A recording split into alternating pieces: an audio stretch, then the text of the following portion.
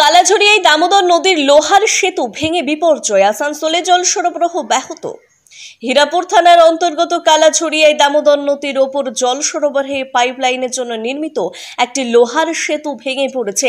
এই সেতুর সঙ্গে পাবলিক হেলথ ইঞ্জিনিয়ারিং PHE এর প্রধান পাইপলাইনও ক্ষতিগ্রস্ত হয়েছে। ফলে আসানসোল শহরের যেসব এলাকায় PHE এর মাধ্যমে জল সরবরাহ করা হয় সেখানে আগামী কয়েকদিন জল সরবরাহ বন্ধ থাকবে। কল্যাণপুর হাউসিং সহ বিভিন্ন এলাকা এই সংকটের মুখে পড়েছে। জানা গেছে কালাঝুরিয়ায় PHE এর পাম্প হাউসটি দশকের পুরনো। এখানে রাইজিং মেইন পাইপলাইনের জন্য নির্মিত লোহার সেতুটি মাঝখান থেকে ভেঙে নদীতে পড়ে গেছে। বর্তমানে দামোদর নদীর জলস্তরও বেশি উঁচু, যা পরিস্থিতিকে আরো জটিল করেছে। সেতুর সঙ্গে প্রধান পাইপলাইনটিও ধ্বংস হয়ে গেছে। এই ঘটনায় প্রশাসনের উদ্বেগ বেড়েছে, কারণ আসানসোল শহরের বড় অংশে জল সরবরাহ এখন ব্যাহত হওয়ার আশঙ্কা রয়েছে। এই বিপর্যয়ের ফলে আসানসোল পৌর নিগমের ওপরও চাপ বাড়ছে। দেখুন, এটা আমাদের যে PHE জলের এটা চাই PHE ডিপার্টমেন্টের।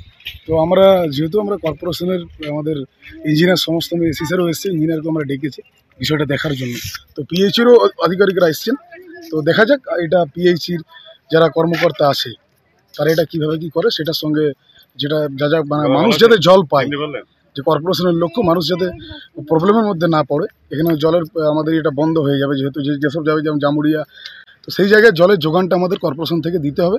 সেই নিয়ে আমরা ইঞ্জিনিয়ারদের সঙ্গে আলোচনা করছি এই বিষয়ে, যাতে কীভাবে জল ভেঙে পড়েছে, যে হিসাবে জল ছাড়ছে আশা করছি এটা, কিন্তু আমার তো জানা নেই কী হিসাবে পড়ে গেছে। জল ছাড়ছে, হয়তো নিচের মধ্যে কোনো গন্ডগোল হয়েছে, সেই জন্য হয়তো পিলার ধসকে পড়ে গেছে।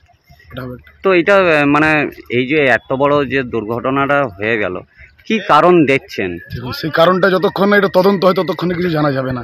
সেটা দেখতে হবে কিভাবে কি হয়েছে, কেন হয়েছে সেটা দেখবে। আপাতত এখন আমাদের কর্পোরেশনের যেটা কাজ, মানুষকে জল দেওয়া, সেই ব্যবস্থাটা আমাদেরকে এখন করতে হবে।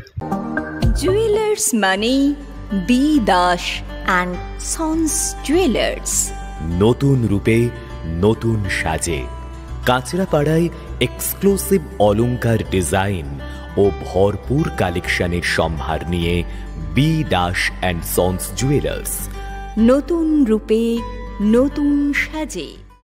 নতুন রূপে নতুন সাজে এবং আরো বড় পরিসরে চলে এলো দি বেঙ্গল ধাবা।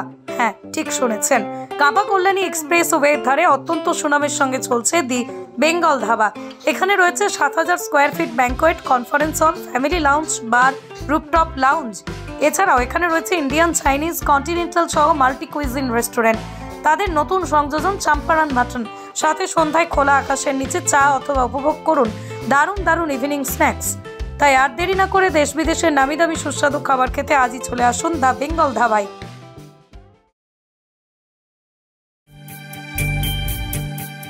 কি রে, তোদের হলো?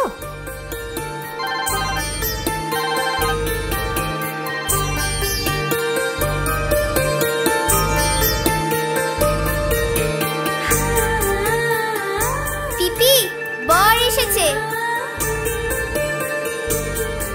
পড়ে যাবি তো। আমার বিয়ে, আমার বেনারসি, একটা নতুন গল্প তার,